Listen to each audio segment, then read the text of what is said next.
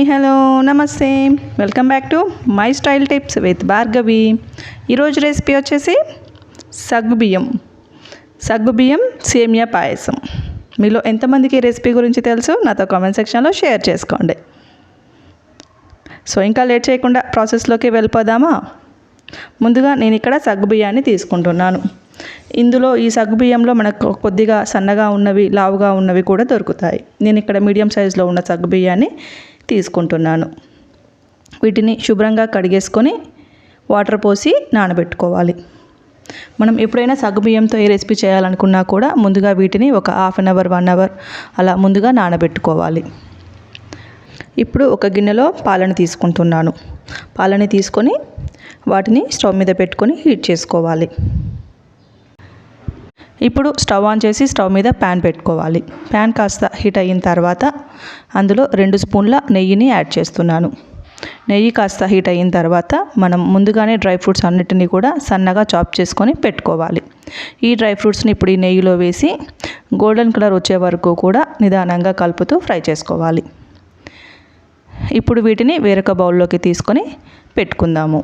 ఇప్పుడు ఇదే నెయ్యిలో మనము సేమియాని తీసుకుంటున్నాను. సేమియాని కూడా తీసుకొని నిదానంగా కలుపుతూ గోల్డెన్ కలర్ వచ్చే వరకు కూడా ఫ్రై చేసుకోవాలి. మనం ఊరికే కలిపేస్తూ ఉంటే ఈ సేమియా అనేది విరిగిపోతూ చిన్నగా అయిపోతాయి. కాబట్టి ఈ సేమియాలు విరగకుండా నిదానంగా కలుపుతూ మీడియం ఫ్లేమ్లో ఫ్రై చేసుకోవాలి. సుమారుగా 2-3 నిమిషాలకి నాకు ఇక్కడ సేమియా అనేది ఫ్రై అయిపోయింది. ఇప్పుడు దీన్ని వేరొక బౌల్లోకి తీసుకుంటున్నాను. ఇప్పుడు ఇదే ప్యాన్లో నేను ముందుగానే నానబెట్టుకున్న ఈ సగ్గుబియ్యాన్ని వాటర్తో సహా ఈ ప్యాన్లో వేస్తున్నాను. ఇప్పుడు వీటిని ఉడకబెట్టుకోవాలి. మనకు కావాలనుకుంటే ఇంకాస్త వాటర్ని కూడా యాడ్ చేసుకొని నిదానంగా మీడియం ఫ్లేమ్లో మధ్య మధ్యలో కలుపుతూ ఫ్రై చేసుకోవాలి. ఇక్కడ ఈ సగ్గుబియ్యం ఉడకడానికి మనకు కాస్త టైం అనేది పడుతుంది. సుమారుగా 10 నిమిషాల వరకు కూడా నిదానంగా కలుపుతూ ఫ్రై చేసుకోవాలి. ఈ సగ్గుబియ్యం అనేవి మన హెల్త్కి చాలా చాలా మంచిది. అప్పుడప్పుడు మన డైట్లో ఈ సగ్గుబియ్యం ఉండేలాగా చూసుకోవాలి.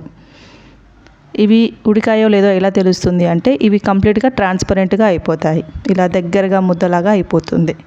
సో ఈ స్టేజ్లో మనం కావాలంటే ఒకటిని స్పూన్లోకి తీసుకొని ఇలా నొక్కి చూస్తే మనకు తెలిసిపోతుంది.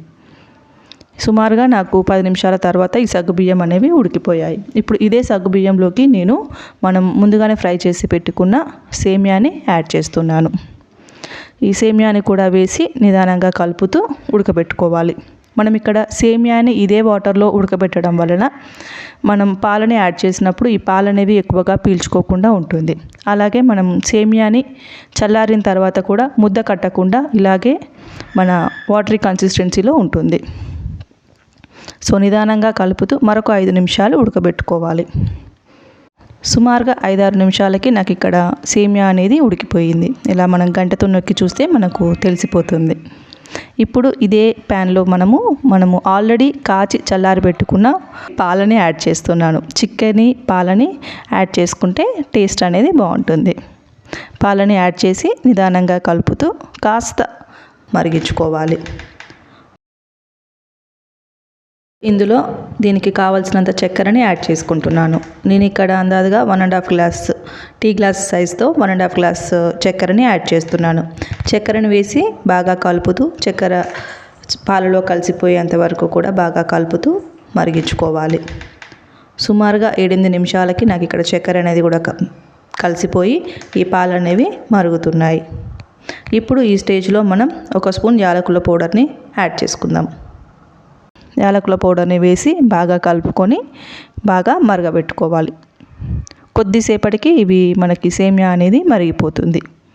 ఇప్పుడు ఈ స్టేజ్లో మనం ముందుగానే ఫ్రై చేసి పెట్టుకున్న డ్రై ఫ్రూట్స్ని యాడ్ చేస్తున్నాను. ఈ డ్రై ఫ్రూట్స్ వేసి ఒకసారి బాగా కలిపేసుకొని స్టవ్ ఆఫ్ చేస్తే ఎంతో టేస్టీ అయిన మన సగ్గుబియ్యం సేమియా పాయసం అనేది రెడీ అయిపోయింది. ఇప్పుడు దీన్ని మనం సర్వింగ్ ప్లేట్లోకి తీసేసుకుందాం. సో మీరు కూడా మీ ఇంట్లో ట్రై చేసి మీకు ఎలా వచ్చిందో నాతో కామెంట్ సెక్షన్లో షేర్ చేసుకోండి. అలాగే ఈ వీడియో నచ్చినట్లయితే మీ ఫ్రెండ్స్ అండ్ ఫ్యామిలీ మెంబర్స్కి షేర్ చేసుకోండి. నా ఛానల్ని ఫస్ట్ టైం చూస్తున్నారా అయితే ఖచ్చితంగా సబ్స్క్రైబ్ చేసుకోండి. Thanks for watching.